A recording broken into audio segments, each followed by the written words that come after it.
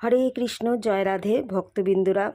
আজকে রাধারানীর রান্নাঘরে স্পেশাল কিছু রান্না হচ্ছে।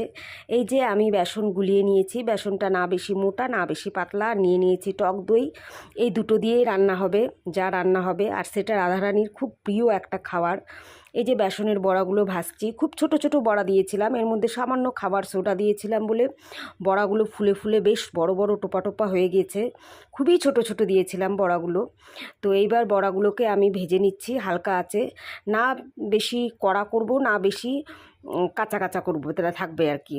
তো একটু লাল লাল হলেই বড়াগুলো আমি এখন নামিয়ে নিব।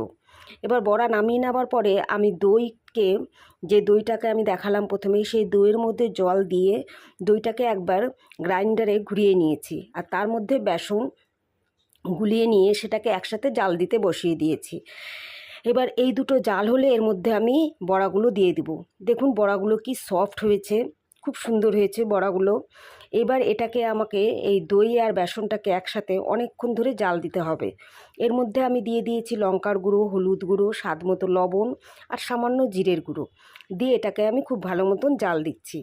জাল দেওয়া হয়ে আসছে প্রায়। এবার আমি এর মধ্যে ফোড়ন দিয়ে দিব। ফোড়নে আমি দিয়ে দিব হিং, একটু জিরে, একটু শুকনো লঙ্কা আর কারি পাতা। কারি পাতা কিন্তু মাস্ট, কারি পাতাটা কিন্তু দিতেই হবে।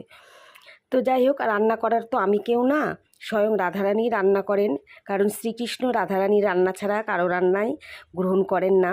তো রাধারানী নিজেই নিজের আজকে প্রিয় খাবার রান্না করছেন।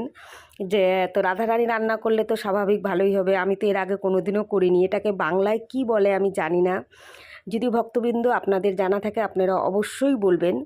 আমিও বারবার দেখি বৃন্দাবনের ভিডিওগুলোতে এই রান্নাটা, যে আর বলে বারবার যেটা রাধারানীর খুব প্রিয় খাবার, তার জন্য আমি রান্না করছি আজকে এটা।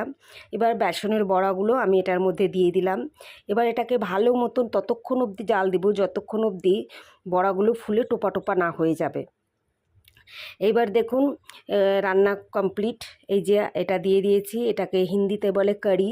ওল সেদ্ধ, ডাল, লেবু আর অন্ন আর জল, 1 গ্লাস জল দিয়ে আজকে আমি ভোগ দিয়েছি ঠাকুরকে। আপনারাও ভোগ দর্শন করুন, ভোগ দর্শনে দুর্ভোগ কাটে। আর মানসিকভাবে সবাই ভোগ গ্রহণ করুন মানসিকভাবে। হরে কৃষ্ণ, জয় রাধে। এটাকে বাংলায় কি বলে যদি জানা থাকে অবশ্যই কমেন্ট করুন।